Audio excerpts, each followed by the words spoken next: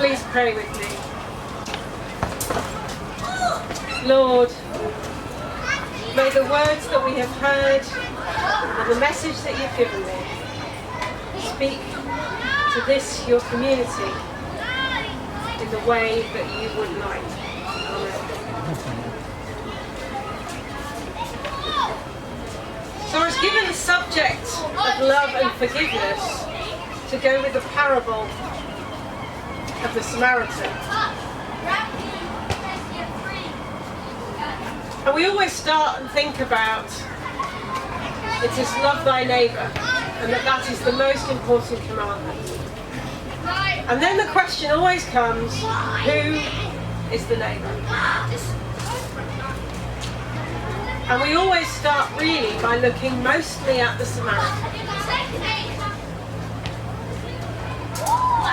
But if you look at it from the perspective of the man who was robbed, who is his neighbour? Do we have to love the really nasty people? The people who hurt us? What about the good people who walked on by?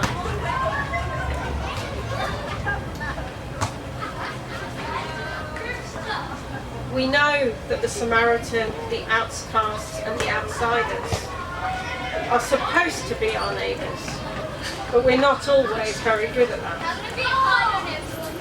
And the only way to truly love our neighbour is to forgive them for the hurts that they do us, whether they know they've hurt us or not. And that's really hard.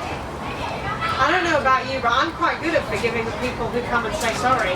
But it's way harder to forgive the ones who ignore it because they never noticed or don't care. So I invite us to think about this from a different space.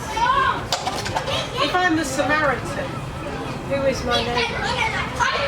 The man who was robbed, who would never have looked at me again in any other setting because I am the outsider. What about if I'm the man by the roadside? Are the robbers my neighbours? Are the priests my neighbours? Are the Levites my neighbours? And today, what does that mean? Because we're not Samaritans and we're not the robbers' victims. If we're poor in a rich man's world, if we're a colour in a white world, if we're a woman in a man's world, if we're queer in a straight world, trans in a cis world, who is our neighbour? And what about if we're cis, trans, male and rich?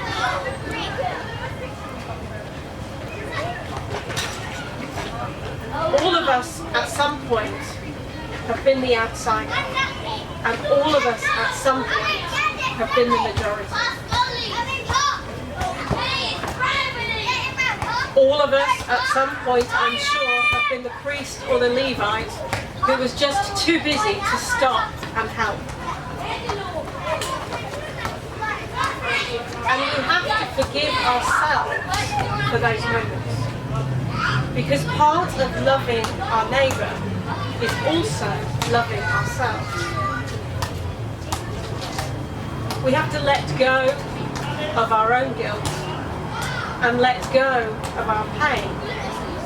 Because if we are the victim on the roadside, full of hurt and pain, unless we heal ourselves, we cannot get to a point of forgiving and loving those who harmed us.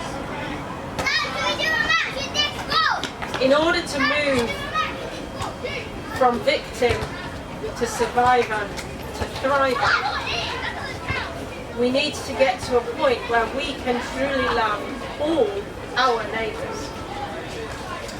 But, and it's a big but, that's not the same as putting ourselves at risk.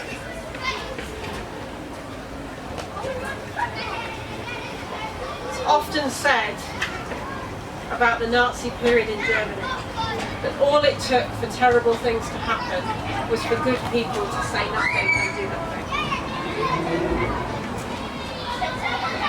It's also true of that period and of now and of every time before and since that people continue to hope that others will change. Maya Angelou, sorry, we have the next, is credited with this quote, and I'm sure there are many other versions of the same statement.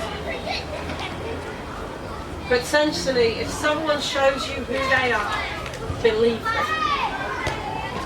Forgiving them for the harm they have caused you liberates you from that harm, and liberates you and stops them having power over you. But it doesn't excuse them, and it doesn't mean you have to go back and let them do it again. This weekend was Trans Pride, last weekend was Disability Pride. As we come through, there will be many more prides, all of which look at raising the visibility of communities which have been oppressed and harmed.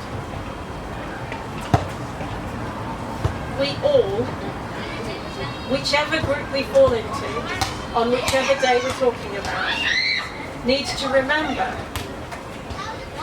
that we can be the good people walking by, we can be the allies, we can be the Samaritans, or on a given day we could be the man on the roadside. Provided we don't deny when we have done wrong, we will all be in a better place to forgive both ourselves and others. I was reminded quite heavily this week that I have to forgive and let go in order to take the power back to myself for the things that have hurt me. In essence, in order for me to be able to move forward myself, I have to forgive others without them ever recognising or knowing that they have hurt me. All of us, in some setting or other, will have had a moment when we've had to do that. That is how we move towards being those who thrive, can inspire, and can lead the fight for a better world. That is how we become better allies for other people who've been hurt and marginalised. That's how we remember who our neighbours are and how we can love them. Amen.